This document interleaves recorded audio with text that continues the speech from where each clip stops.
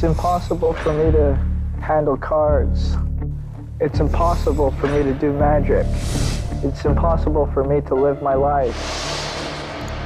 Many people have told me these words, but I am a magician.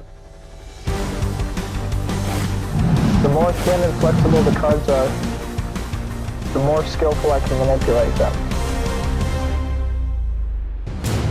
I can and I must be self-reliant. I feel like I am the way I'm supposed to be. My magic is real. I'm Mahdi the Magician.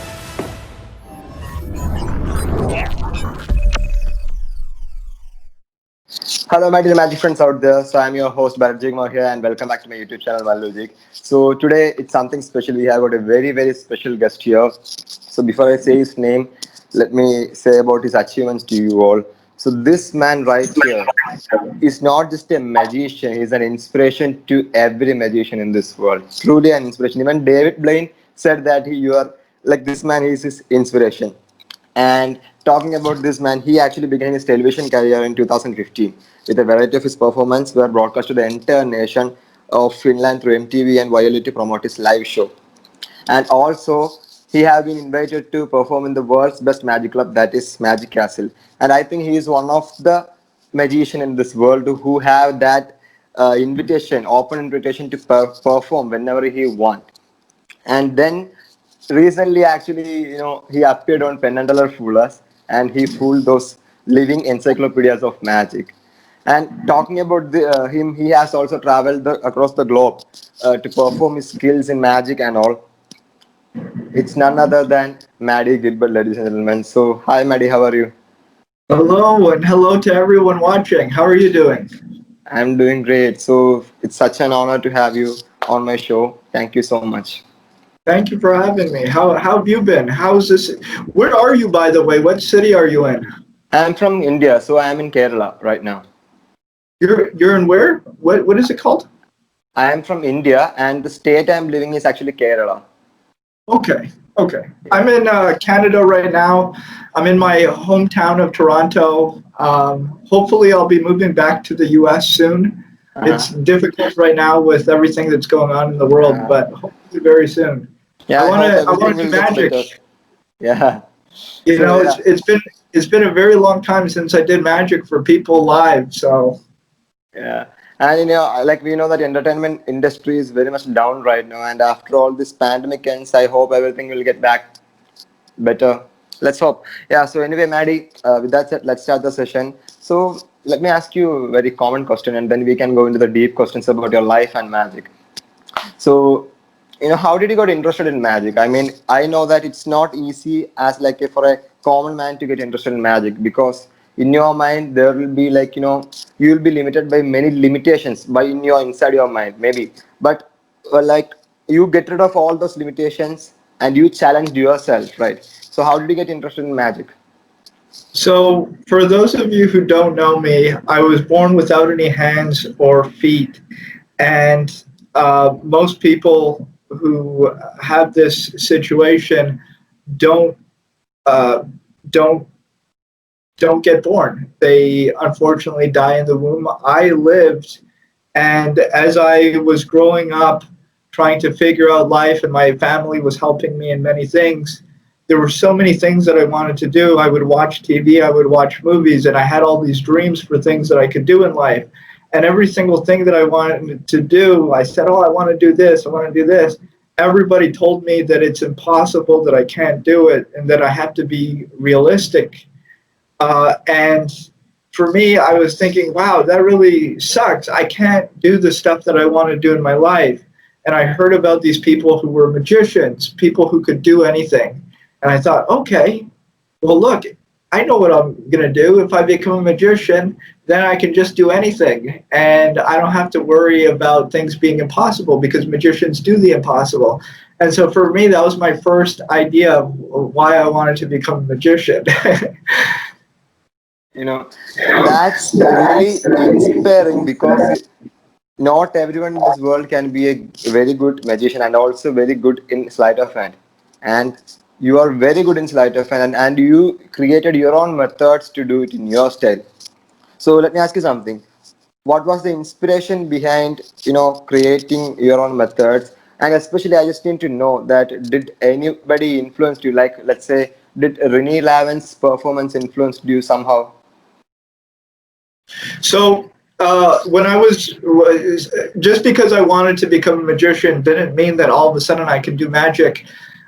And so I would start to watch magicians, people who I really admire and respect, David Blaine, David Copperfield, and you don't know about magic, so you just see what's popular and you watch the videos. And I loved their magic. I love what they did, but I felt like I could never do that. So it was very sad for me because I had this thing that I loved and this dream, but I just can't do it. And one day when I was a teenager, I saw a video of Darren Brown, and he was doing things with hypnosis. He was doing things with mind reading, with psychology, with memory. And all of a sudden, I thought, okay, well, he's not using his hands for this. He's not manipulating things. He's using his brain and he's using his mouth. And I have a brain, I have a mouth, so maybe there's some way that I can learn this stuff. And for me, that started my journey into magic. And I didn't know anything about magic. I didn't really know anything about the secrets or techniques. And so Darren Brown, the way that he would present things is that he was actually doing it for real. So I would get books on memory and psychology, and I would just read these, and I would try to come up with my own magic. And so a lot of my early effects had to do with memory. I would memorize all the license plates on cars just to practice, practice getting memory stronger in my mind. And then I would come up with little effects like that. So let's say we went to the same school together and I saw you leave. I saw you leave and I knew that you were going to be walking down that street. I would go to one of your friends and I would tell them, take out your cell phone. Let's call somebody. I don't know. Let's call this person. And I would call you and I would put you on speaker and I would say, okay, I don't know where you are. Maybe you're at school. Maybe you're in the washroom. Maybe you're in your class. Maybe you're out at lunch. You're home. You're sick. I don't know where you are. But wherever you are, just stop what you're doing and touch the biggest, nearest thing to you. It could be a wall. It could be a car. It could be a desk. It could be, I don't know what it is. Just touch. It could be a tree. I don't know. Just touch the nearest thing to you. And they would do that. And I knew that it had to be a car or it had to be a tree, but usually it'd be a car. And from there, I would just do cold reading. I would sort of get hints from them. It's a warm thing that you're touching. Well, it's not warm. You're actually touching it. It's cold, but it's warm. The color is warm. It's like maybe a burgundy or a red. No, it's not a red. It's a brown. It's more of a brownish. No, maybe a purple. It's a purple. Yes, it's purple. And that's correct. Yes. I don't know what could you be touching that's purple? I don't know. I feel it's smooth. I feel it's sort of cold on the outside, almost metallic. Are you? And it has glass on it. It's like there's a window. It's not a door, is it? No, it is a door, but it's like not a regular door. It's a door of you're touching a car, aren't you? You're touching a car. And they would say, yes, I'm touching a car. And they'd be on their phone looking outside, to see if somebody's spying on them. No one's spying on them. And then I would tell them, go to the license plate and look at the license plate. And then I would write down the license plate and I would show it to everybody around me. And I would tell them, read out the license plate over the phone. I want to see if I got it. And they would read out the license plate and everybody would be freaking out. And so that was my journey into magic, not really knowing what I was doing, just trying to pick up secrets and techniques here and there with memory and other stuff and just put it together in some sort of a performance that people could enjoy and that would connect me to people. So that's how I started in the very, very, very beginning. That's great, man. I really appreciate that. And the thing is that, how did you get the motivation to push through this field? I mean, like in the beginning when you started out in magic, did you really have that confidence that you will come this much far? Or like what was the most motivation behind pushing yourself? Like, each and every time, each and every day, I know that how it feels. Each and every day in your mind, you need to push yourself to the next level.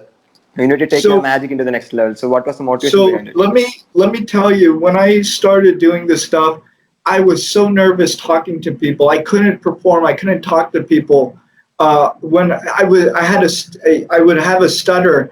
I would forget what I was saying. I would repeat what I was saying. Even trying to do a simple thing with somebody, I was so nervous, so nervous. This was my first time showing people magic. I don't know what I'm doing. I'm nervous. I'm sweating, sweating, sweating. I'm shaking. I'm shaking. Like, you ever see somebody try to do a card trick and their hands are shaking? I was shaking. I had a very hard time at the beginning. But seeing the feedback from people being so amazed, so happy, so joyous, it made me feel like there was electricity in the air. I remember the first time I did a little bit of a show at my school. I had done some magic, and then the people really liked it. I said, "Come back tomorrow to the cafeteria in the school at this time, and I'll do a show." And some people came, and I prepared, all the tricks that I knew, and I did a show for them, and everything was so good, so exciting, and I didn't really know what I was doing. I was just trying to have fun with it. But that whole day afterwards, I felt electric. I felt so excited. And for me, up until that point in my life, that was the best day in my life. I remember I came home and I just wanted to cry. I was so happy. I found this thing that I could love, and I was doing it, and people enjoyed it. So it was really just an amazing feeling for me, and just that connection with other people, that I can do something that will make them smile, that will make them happy, that will make them want to, have something to do with me. The next time they see me, they're excited. They're happy to see me. I never had that before. It was just like a regular guy, and I didn't know that you could do these things for people. So that is what really, I think, motivated me. Of course, there were difficulties along that road, but that was the first thing that motivated me. All right, all right. And also, you are not just a magician. You are like, we can even call you as a magic creator, because you create your own methods, right? For the you will take the classic effects, and but you cannot do those effects with the methods or techniques that they taught in the book, because that, like you said, like you mentioned in the Penn and Teller, that requires two hands. So you had to create your own methods and techniques in order to do those effects. So Yes. what was the thought process behind taking those routines and adapting it into your style? So when I first started learning sleight of hand and learning techniques, this is a few years after now that I started doing stuff with the mind and memory and hypnosis.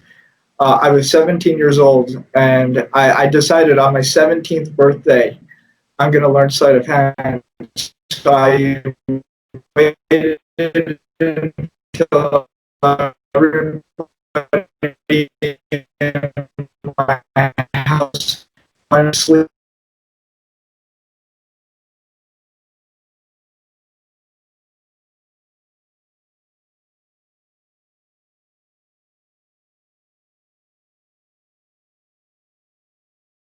Seeing the results that I wanted.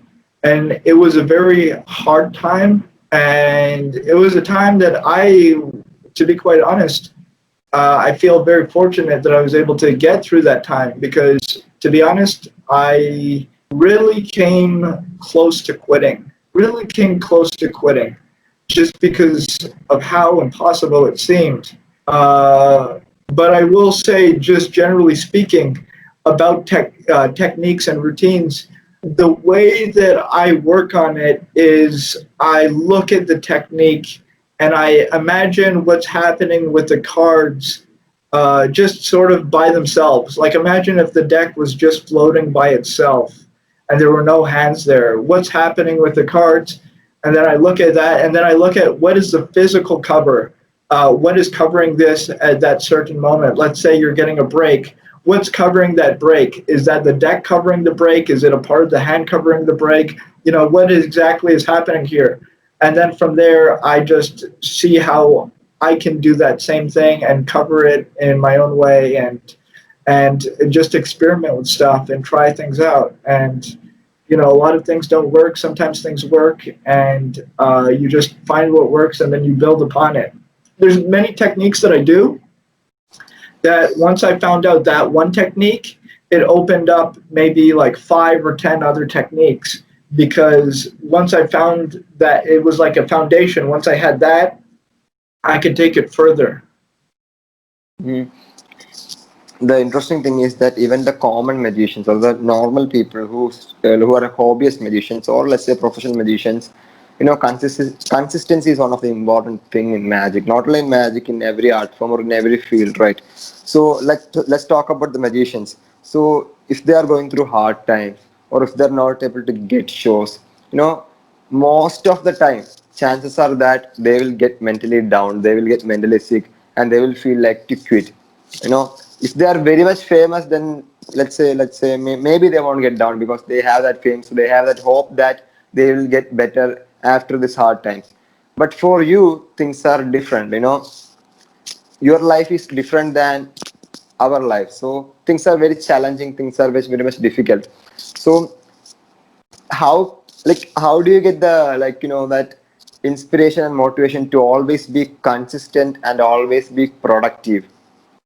So, first of all, I just want to say for myself, it's not like I have some sort of magic solution or that I have just work flying at me for no reason.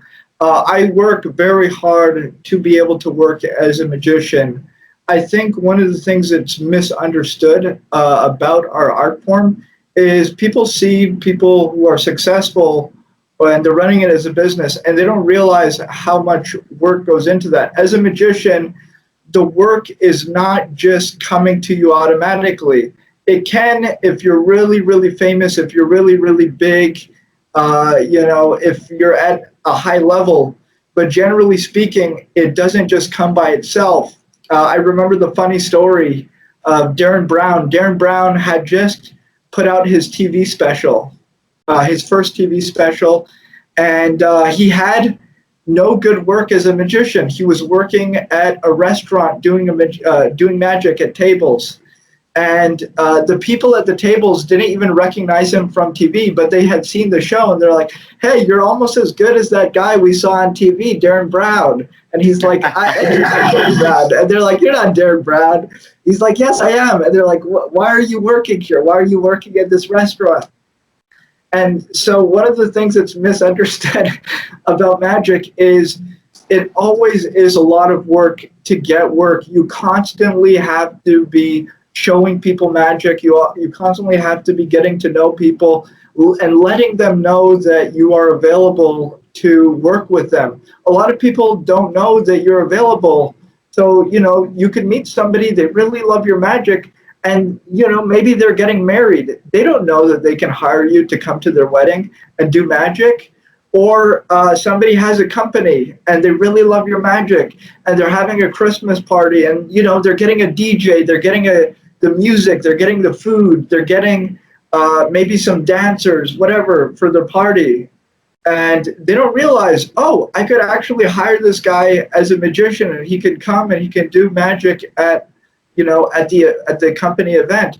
A lot of people don't know that you're available to do that kind of stuff. So it's a combination of constantly putting yourself in front of people and then letting them know that, hey, you really love this show that I just did. This doesn't need to be the end of our meeting. It doesn't need to be the end of our interaction. I would actually love to be able to come and do what I'm doing here at your company, at your event, at whatever it is that you're doing. And just constantly letting people know that, and then sort of connecting those dots for people. And people will take you up on it, and you'll start having more and more work. I will say, though, today it seems to be much more important to be working on the social media. The social media is extremely powerful. It's extremely powerful. And even for me personally, it's something that I really want to focus on. And it's something I'm not good at. You know, I never grew up around cameras and the internet and all this technical stuff.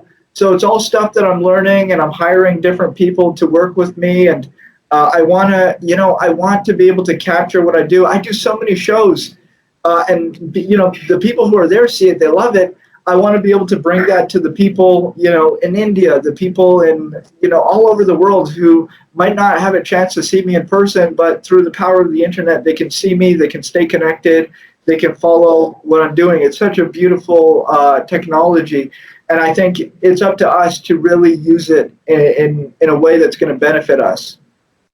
That's true though, because that's why we are not talking each other, because it's like magic, because I am there right now at your house in Canada and you are there in my room in India. That's crazy. It's all because of social media. That's true though.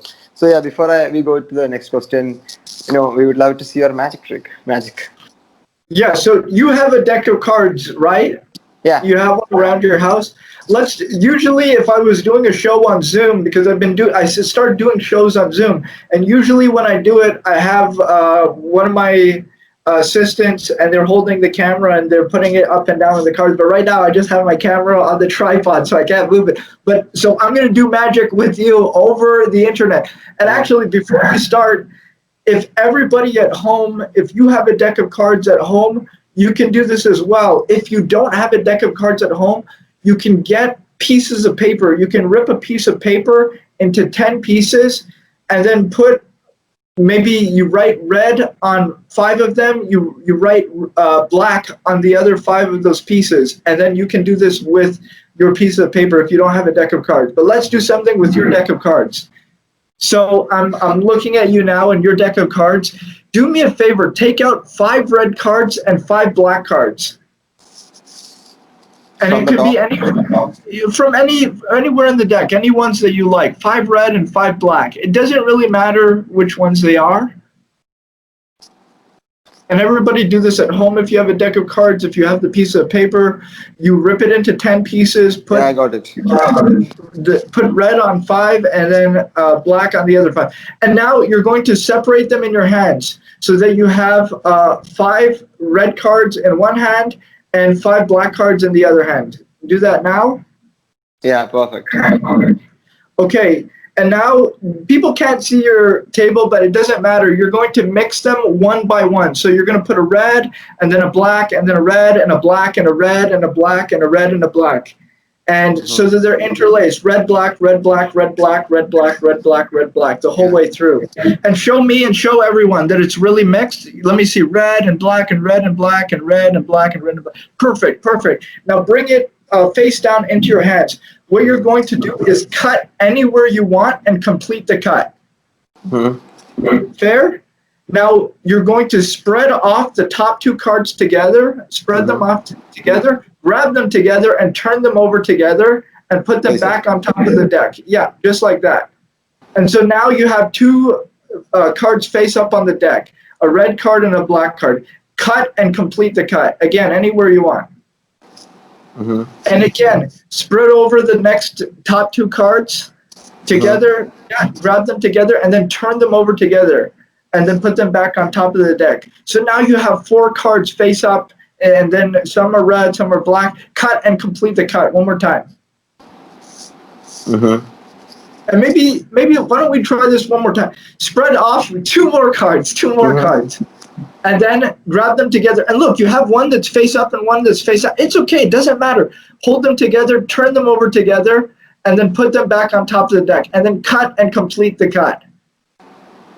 And I think you'll agree, everybody has a different situation. Everybody's cutting in different places. Some people have 4 cards face up. Some people have 5 cards face up. Doesn't matter. Different positions, everything.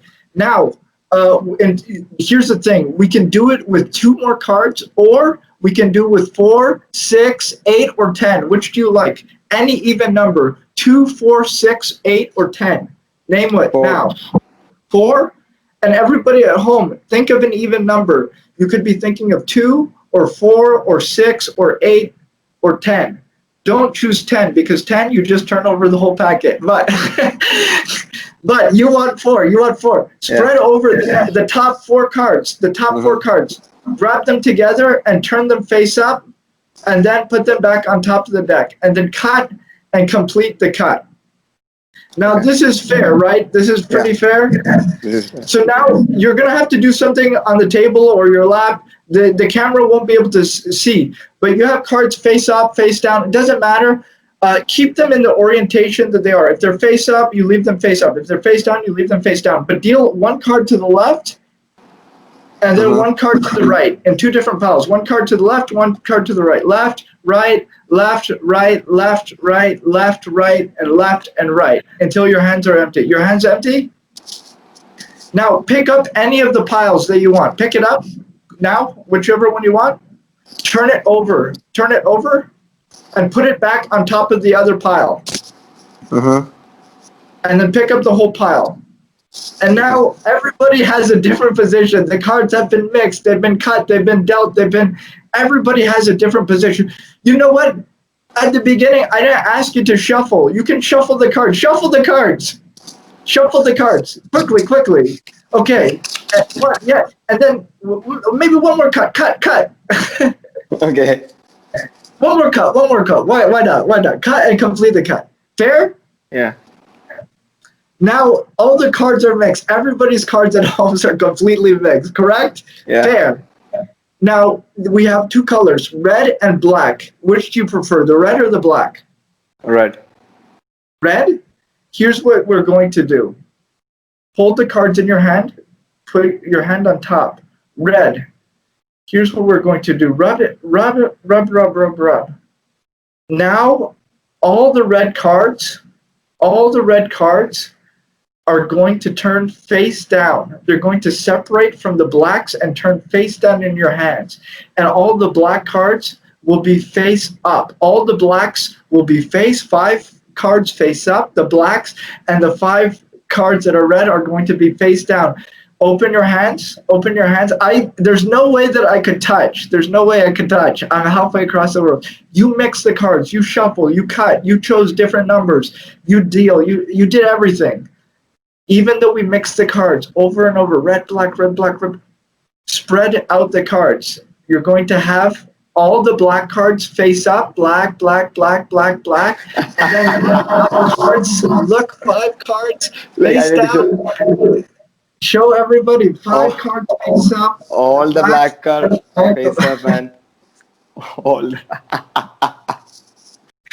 And everybody at home, if you've been doing this with your cards, with your pieces of paper, this should work as well. So look and let us know in the comments how it works. That's so crazy, man. I really loved it. And not only the effect, the way you presented the effect. You know, so I will say, when this whole pandemic started and people said, Mahdi, are you going to do stuff on Zoom? At first, I didn't want to because I'm like, how am I going to do magic on Zoom? It's kind of silly. I'm just, I'm doing card tricks for the cameras.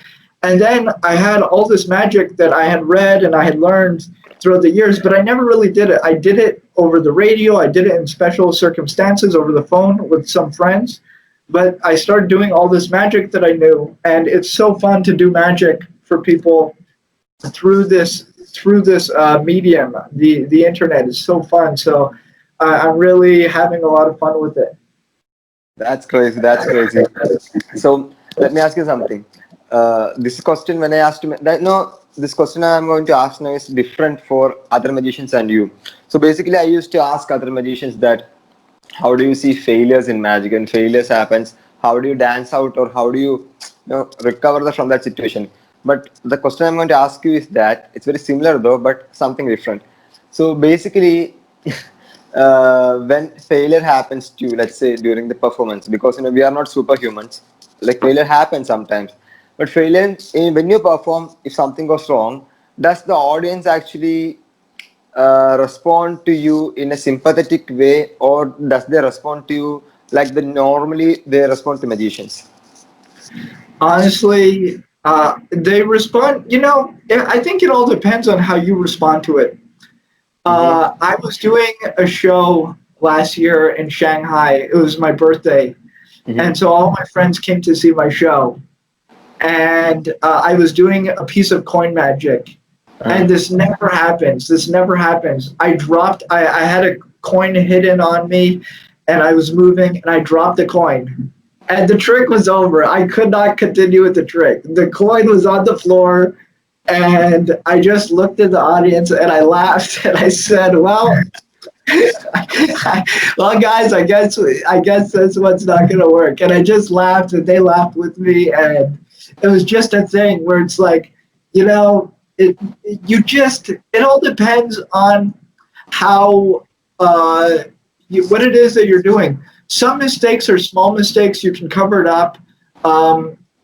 When I used to mess up in magic, I used to be very nervous. I would sweat. I would, oh no, how did this get here? You know, you make a mistake and you're trying to cover it up. Oh, you know, like maybe you do a double and then you put the double on the table and then it splits and you see two cards. Oh, what the? How are there two cards here? Let me put that one back. Like you have funny reactions like that. But the more you do it, well, first of all, the more that you do magic, you make less and less mistakes. But then, to be honest, there comes a point where you know how to continue the effect, regardless. Or if you can't continue it, you just sort of laugh and you say, look, we're going to get back to this later, or, oh, this didn't work this time. And honestly, it's usually not a big deal. It's usually not a big deal. It happens. It happens to everybody. You could be doing a shuffle and you lose the card, or, you know, all sorts of stuff could happen. And you just have to be able to, you know, you have to realize it's just a show. It's just a show. You know, this isn't life or death. There's serious things happening in the world. People came to see you do magic. You messed up a trick. And so for me, I take it very personally, though. Every single time I screw up a trick or something, I don't show it to the audience, but inside I'm so angry at myself. I'm so disappointed. And I make sure that it never happens again. I try to make sure that it never happens again, and I, you know, find a solution. What went wrong, and how do I avoid it? But in the moment, I don't show that to the audience because the audience doesn't need that. The audience wants to have positivity from you. They want to have a good time. They don't want you to feel bad. So even if you feel bad, never show it to the audience. Just, you know, laugh, put on a smile, give them a little wink, and, you know, and then you can deal with the problem when you get home. All right. And by the way, I was actually going to ask this question in the beginning, but I forgot it. So now I will ask that. So what is magic to you, and what's your philosophy about magic? So magic to me is power. We have a lot of things in the world that we don't understand. But for me, magic is people doing things that we don't understand, but doing stuff that is it's a demonstration of power.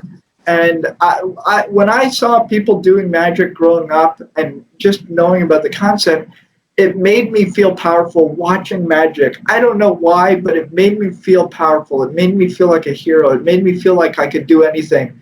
And that's sort of what I want to give to the audience when I'm doing magic. I want them to feel like anything is possible and that they have this power. Even though I'm doing card tricks, I'm doing coin tricks, I'm doing magic tricks, I want them to feel that power, what those tricks represent symbolically, and for them to feel that amazement, but also just that power. I want them to feel empowered. You know, one of my favorite magicians he would always say to the audience, you know, he would always tell them that they're the ones doing the magic. And, you know, when you go home, just imagine the power that you're going to have, the amazing things that are going to happen to you for the next 3 or 4 months. You're not going to believe it. You have this power now. And, you know, some people laughed, some people thought it was a joke, but I think it's a real thing. Howard Thurston, he would do an effect called the levitation of the Princess Karnak, which was a levitation of a girl, and she was dressed up as a princess. And he would bring the ring to put over her body as she's floating in the air. He would bring the ring. And he would also tell the people, now this is a magic ring. This ring is very lucky. And he would bring a little boy up to the ring, up from the audience. And he would say, when you touch the ring, you can make a wish. And whatever wish you're going to make, it's going to come true. So make sure you make the right wish. And the little boy would come up, 7 or 8 years old, and he would really believe, I'm on stage with this amazing magician. Magic is real. He's gonna make my dreams come true. He's gonna make my wish come true. I'm just gonna touch this ring, and something amazing is gonna happen.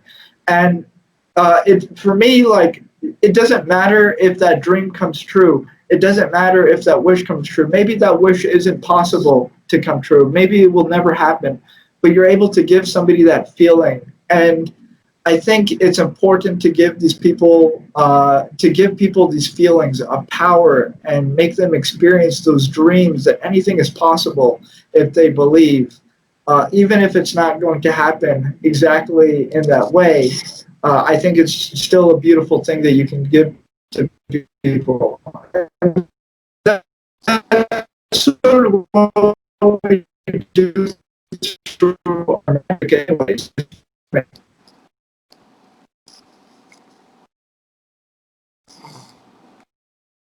Can you hear me? Yeah, you got froze in between. Yeah, now it's fine. So perfect. So yeah, that's perfect though. And also, what's your most touching experience you have had so far in your magic performance?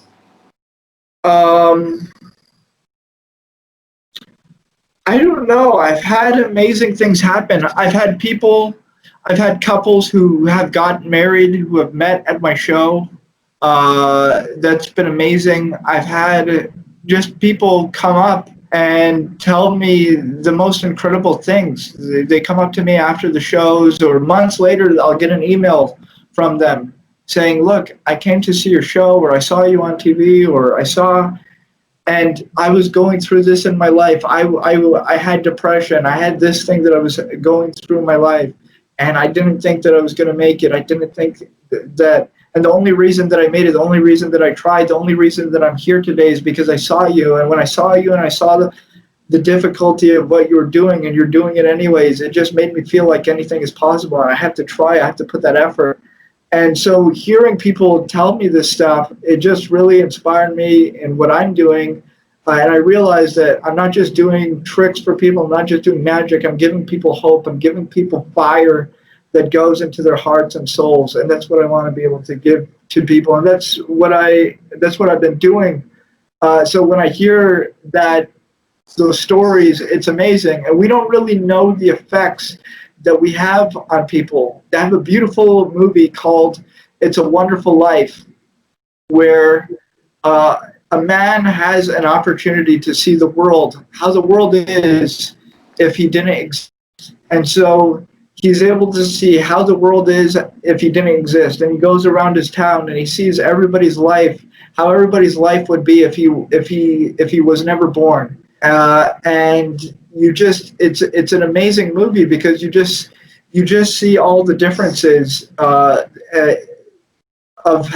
what happened to these people if this person hadn't come into their life, if he wasn't into their life. And so for me, that's the most amazing thing. We don't really know the effect that we have on people. We don't really know, but there is an effect. It's a real thing that we add to people's lives. And as soon as we're aware of that, we can just put our focus towards helping them have the best life possible.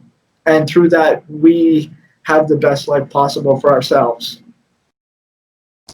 Yeah, and one of the best thing is that when people, not only magicians, when every single one in the world watch you perform magic, it really feels like nothing is impossible. Many people out there who thinks that they can't make this happen, they can't achieve it, oh, this is not possible, oh, this is not going to work for me, but still they want to do it. And when they watch you, their mindset will automatically change. Even, see, this man is doing stuff that we can't do, so why not we can't do something that we love, right? That's really crazy, man. And also, this is not something that I actually asked to magicians, but to you I'm asking this because you are the person who have not only experience in magic, but also I know that you have actually went through a lot of struggles in life. So for you, what's the meaning of life? I think the meaning is to love life, to love people, the people that we're around, the people that we don't know, and just to share that love with people in the way that we can, and just try to be understanding and be loving towards everyone. I think that really is the point. I really think that's the point of everything. I think we live in a world that's a very hard world. It's a very harsh and cruel world. A lot of bad things happen. Bad things happen to good people all the time.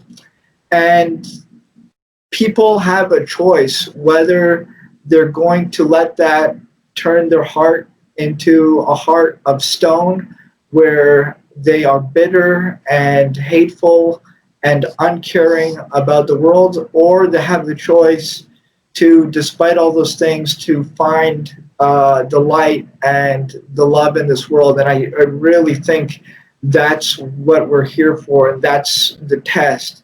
And I hate to say the test because it seems like there's so many bad things that happen in the world. Surely it can't just be a test. Who would put us through a test like this? This is a hard test.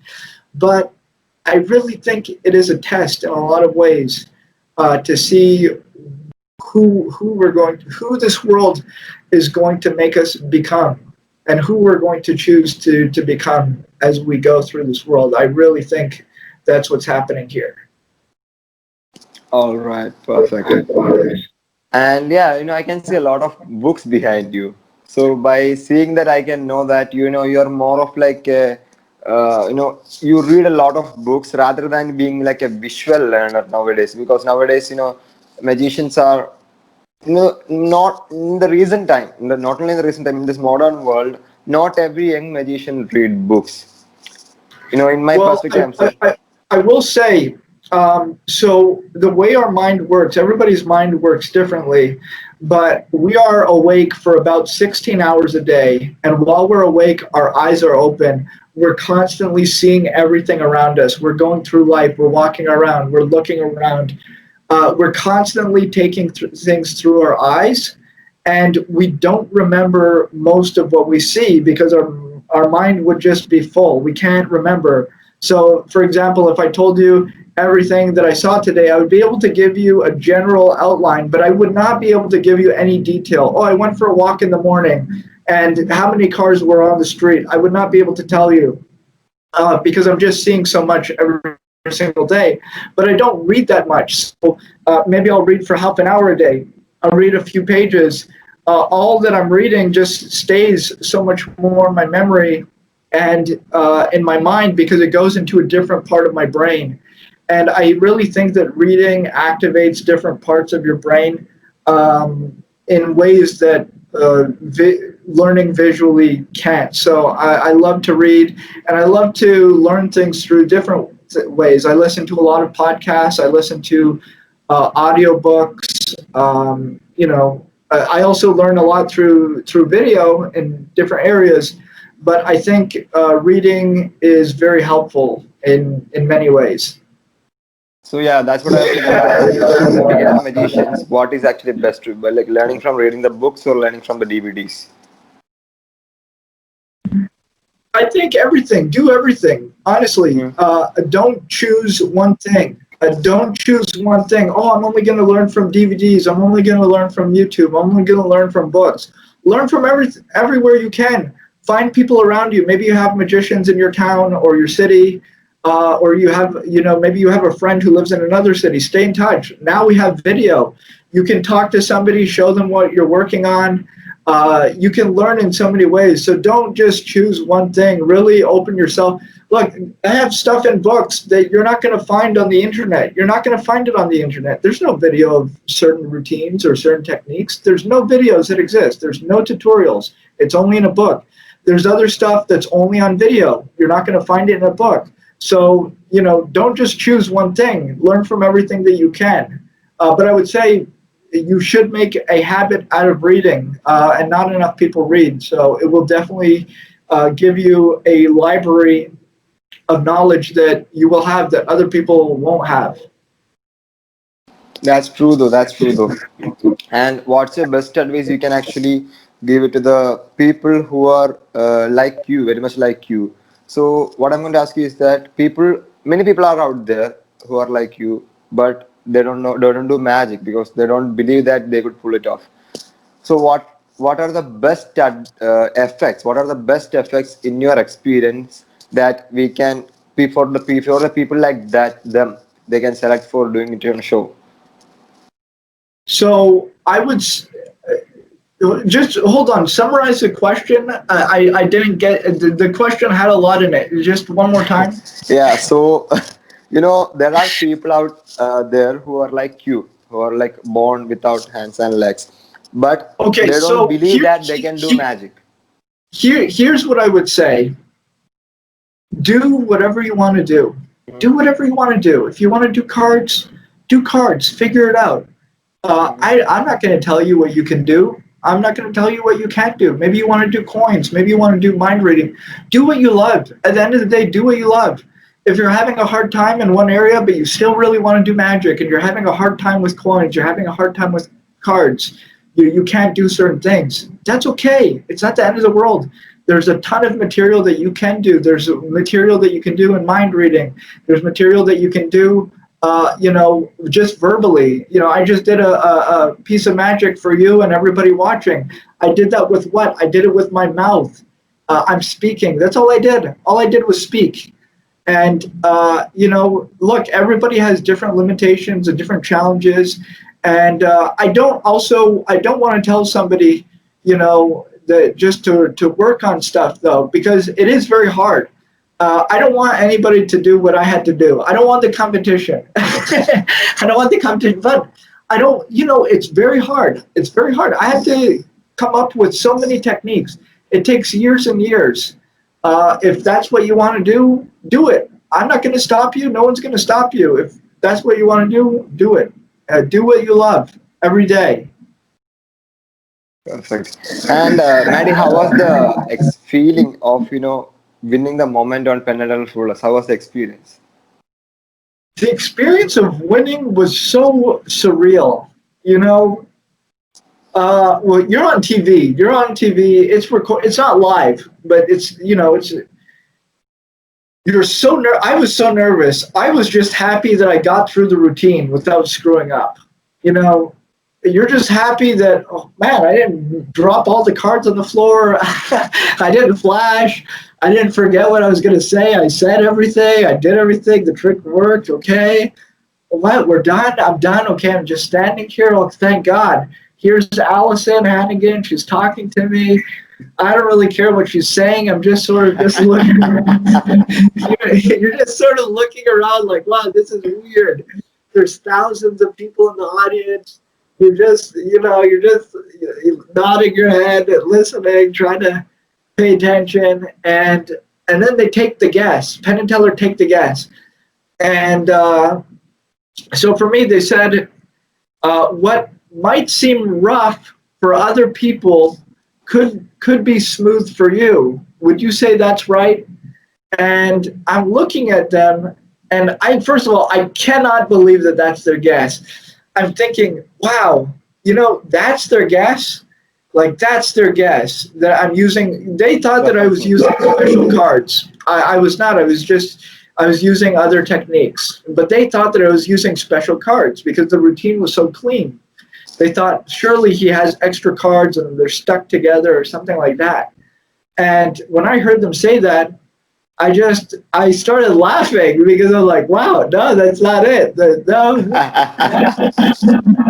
And they're like, do you? And then they clarified. They said, do you understand what if the words rough and the words smooth don't mean anything to you? You fooled us. And I was just blown away. It's sort of in that moment you're sort of shocked. It's surreal. They have the big thing behind you that says Fooler, and then from the ceiling there's a trophy that comes down from the ceiling, and then Penn and Teller are coming to you, and they want to shake your hand and talk to you, and you're just, oh wow, like if you look at the footage, I just have a big smile on my face, and I just, thanks, like you just say thank you, and I don't even remember what I said. I was saying something. When I look at the TV video of it, I was saying something to them, and they were saying something to me. I don't remember anything. Honestly, I don't remember. It was so, I don't remember anything. You look at it later on video, and you're like, wow, this happened. But in the moment, it's so weird that you don't remember anything. That's so crazy, like seeing you in that moment, winning moment is so heart melting. Seriously, super. And also, you are the kind of person, you look so happy than the common people. You look, when you talk, it's like you are enjoying yourself. So it's so good that should, it's how you should be. That's how you should be, because that's really good. So, like, how do you find happiness, like all the time? I'm not saying all the time, because there are, like you said before, that we don't see the hard work or something. So like we said, we don't know, like we don't know, we literally don't know through what all hard things you went. We can only imagine, right? But how did you find this unique personality, that in the way you talk, in the way you present magic, you are so happy, you are so entertaining? So how did you find this unique personality? Okay, so that's just me. That's just me being myself, and that's how I am with my friends. And I just try to treat the audience like we're having fun, that we're friends.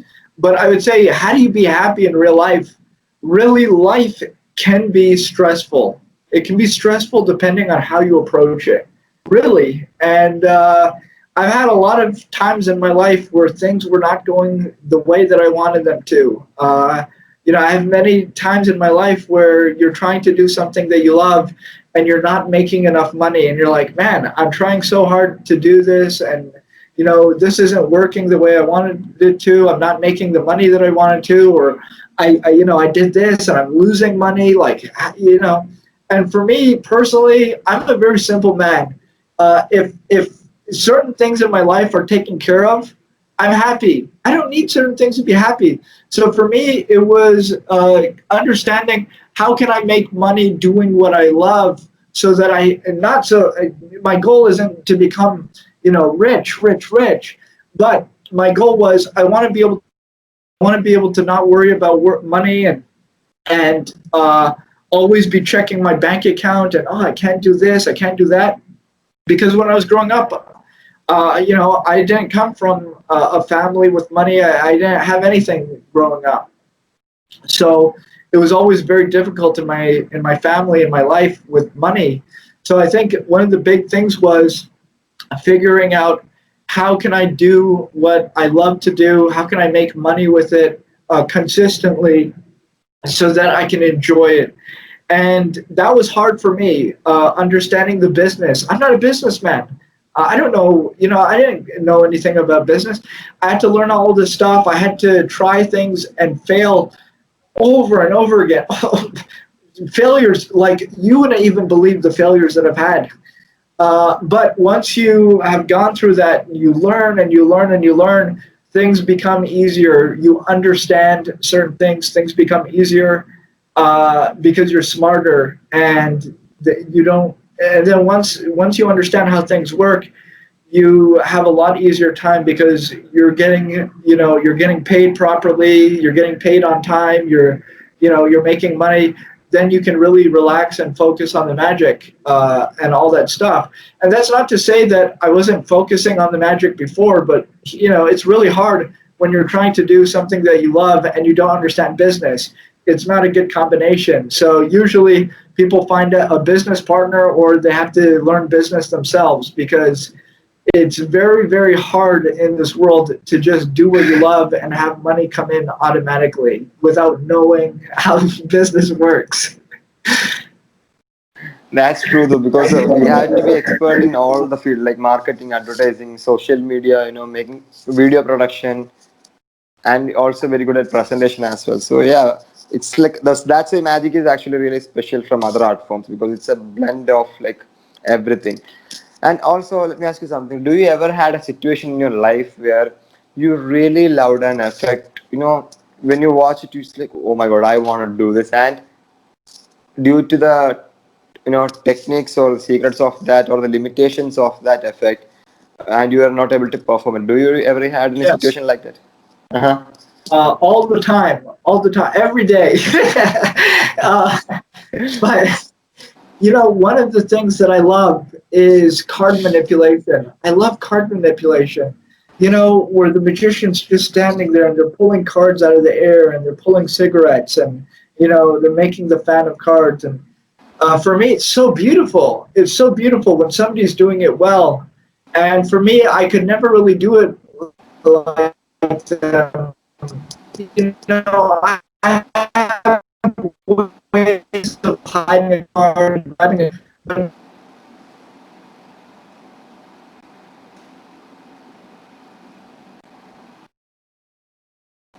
do that. I can't do that.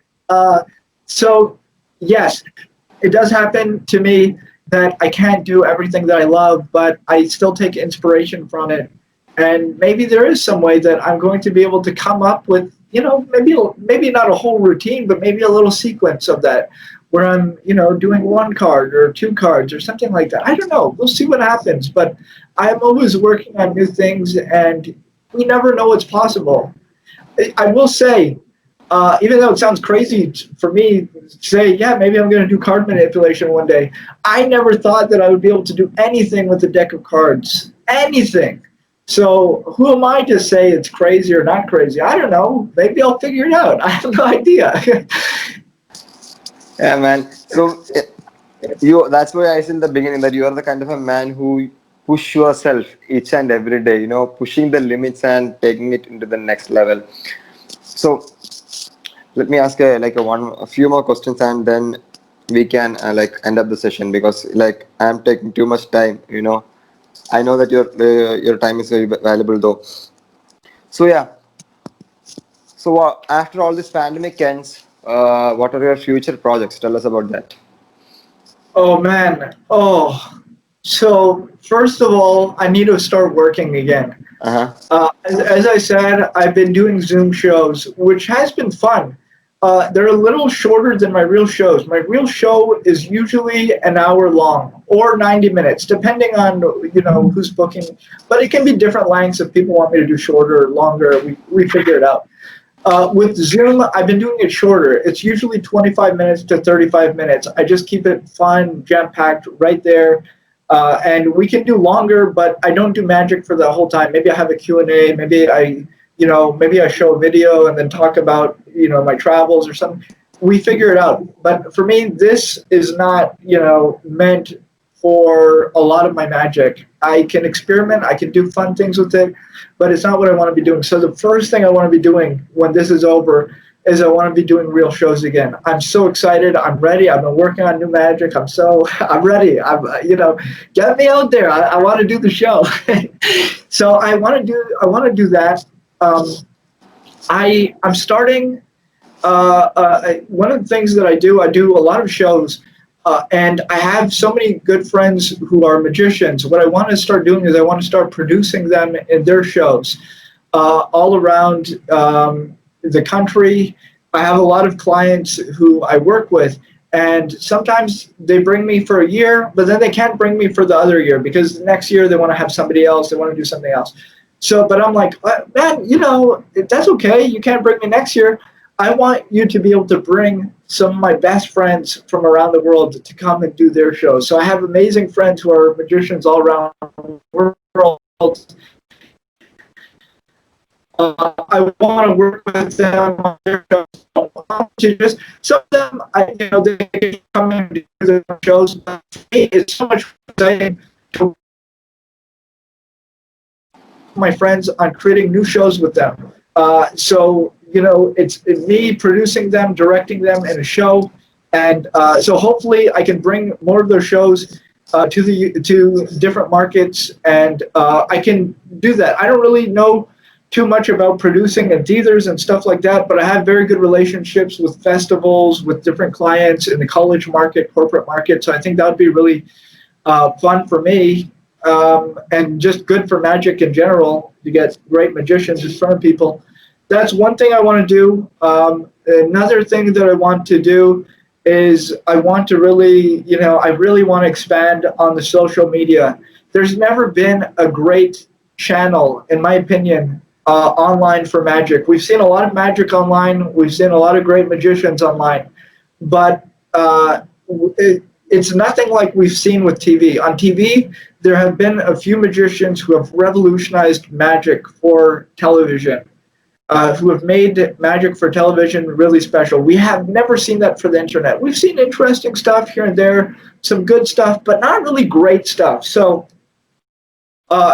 eventually, when I can, get a team together to do the video and everything, I want to create really interesting stuff for the internet. And, those are just a few of the projects that I have that I'm working on. But really, the main thing is just to start doing shows again. I want to get back to doing shows. One thing that I would love to do is I would not say I'm a historian in magic. I'm not a historian, but I study the history and I love the history of magic. And I've been doing a study of some of the ancient magic from around the world. And one of the places that I'm looking very closely at is India. And I've never been to India, so I'd love to be able to come to India and do some stuff there, spend some time, travel around. It's very hard. It's very hard. I've been invited before, but we've never been able to make it work with my schedule. But I would love to be able to do it. If we could find some way to do it, love to be able to come to India for a few weeks and really spend time there, get to know people, do some events, and work on this project. But of course, man. I mean, like after this, I don't know when this pandemic is gonna end in India, because in the whole world, it's actually the COVID cases is actually in the first place is US, and now it's India in the second place. So day by day, tremendously, it is increasing. So like maybe next year everything will be totally fine, and definitely in our country we will do some magic conventions for sure after all this ends. So definitely we will call you, and if the schedule happens, if you are also free at that time, and then it will work, I think. It would be great to come. I would love to come. Another thing that I have been doing for many of my clients is I do a lot of inspirational speaking these days. Magic is always a part of that, but I do these events, and these are, because I do my magic show. My magic show is really fun. I love, interact. But I've been doing these events, which is really just me on stage talking to people, talking about my life, and really just telling them my story, what I went through, how I got here. And the whole goal is to really give them power, just give them power. And that's what, I've been doing in a lot of places, in a lot of countries. I'd love to do that. I'd love to do that in India. I think what India is going through right now is horrible, with the pandemic and everything. They need hope. They need hope, and we all need to operate from a place that's more positive.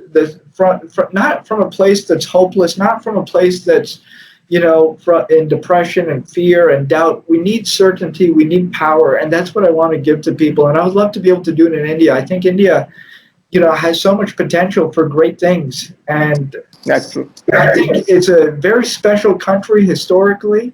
It's a very beautiful country, and many great people that I know who live here and I've met on my travels. I want to go there. I want to go there. I don't know when, but we're going to figure it out.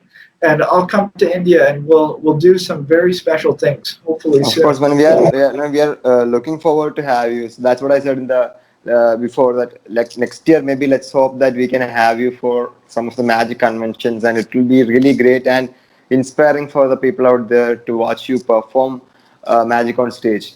So yeah, just one more question and we can end up the session. Because I was actually going to ask this before, but when you were talking, I actually forgot to ask that. So talking about the stage performance, talking about doing magic on stage shows, like we clearly know the fact that the way we perform close-up magic, okay, so if there is a camera support, if there is a big screen on the stage, then we can do the same style on stage the way we do it on close-up. So if you're doing cosplay, take a card, and that plays small in a small group which are surrounded there. So if you have to take that same style onto stage, then we need to have camera or technical support. Otherwise, you have to change the presentation. So talking about you, how do you actually take these effects which you learn, like let's say coin tricks or card effects, whatever it is? How do you take these effects and make it play big on stage? So I will say this: I have a different approach than most people. So I have my show that I do. I have tricks in the show, but really, when I get to a space that I'm going to be performing, it's always different. Maybe maybe the whole room is flat.Maybe it's flat. Maybe there's no stage. Maybe it's just everybody in seats, and the room is flat. Sometimes you're on a little bit of a stage. The stage is higher. Sometimes you're not on a stage. Sometimes the audience is higher than you. You know, they're on bleachers Yeah. and the audience is looking down at you. So before do a show, I get to the place. I get to the place and I usually get there either, it depends, a few hours before at least. And I go into the room and I really look at the room and I just sit there with my show and I think about every single piece of magic. I just go through the whole show in my mind. Where am I going to stand? How am I going to do this? And sometimes there's a piece of magic that I'll take out of the show and replace it with another piece of magic because there's certain things that I know will just not be right. For example, sometimes you're on a stage and it's very hard to get people up and down. It's very hard. So, you think about all your effects. Maybe for one effect, you need, a spectator, and then for the next piece, you don't need a spectator.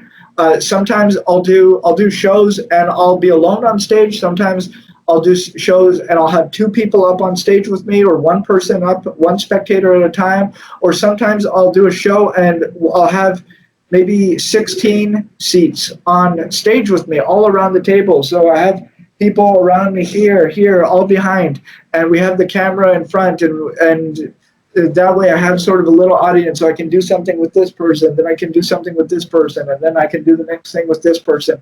So it really all depends for me when I get to a place, really looking at the room and feeling the show. I just go through the whole show in my imagination and I just feel what is it going to be like? How can I make it better? And that's sort of my process. And so when we're talking about cameras and making stuff bigger or smaller in terms of close-up magic for a bigger audience, it's all about energy and attention. How are we going to get that attention? How are we going to make people care about what's happening? How are we going to make it dramatic? Can we do that by ourselves and just a camera? Do we need somebody else? How's the camera going to be? Is the camera just going to be a close-up of our face when we're talking? Is the camera just going to be on our hands and the table when we're doing that piece of magic? Is the camera going to be wider? Maybe the camera is going to be from the top of our head to the table. And so they can see from the top of our head to the table and our hands. Maybe the camera is going to be wider. Maybe the camera is going to see me and this person and that person. Maybe the camera is going to see a lot more people. It's just getting into that space and then imagining the show and then making those decisions in that space. And for me, when I'm working to do different events, I always have an assistant and I have a camera. For me, that's my most powerful thing, because I literally direct every single show, depending on the space, a little bit differently. So I'll tell my assistant, okay, at this point in the show, you're going to come in up close with the camera and you're going to make sure that they see this. And then at this point of the show, you're going to back up a little bit with the camera and then stand here so that they can see this and this and this. And then I literally direct the whole show so that they can really understand what we're doing. And it's the same show. It's usually the same exact show, but it's how we frame it, because we're using the technology, and how we frame it in that space is completely different in a lot of places, So that is a lot of the work that goes on behind the scenes. Perfect, man, perfect. And that's true though, because with technology, there are like more potential to our magic, because even on the social media or even on the stage, we can frame that moment of astonishment, or we can frame the exact moment where magic happens. So that's true. Technology have a lot more potential nowadays, and it's increasing day by day though. So yeah, man, with that being said, thank you so much for this wonderful talk. and thanks for the valuable time you had given us for this interview. It's really inspiring to watch you talk and perform. Whatever, when you smile or when you talk or when you just do something, whatever it is, it's really inspiring. Thank you so much. Thank you so much, and I hope to be speaking with you sometime again in the future. Yeah, of course, man, of course.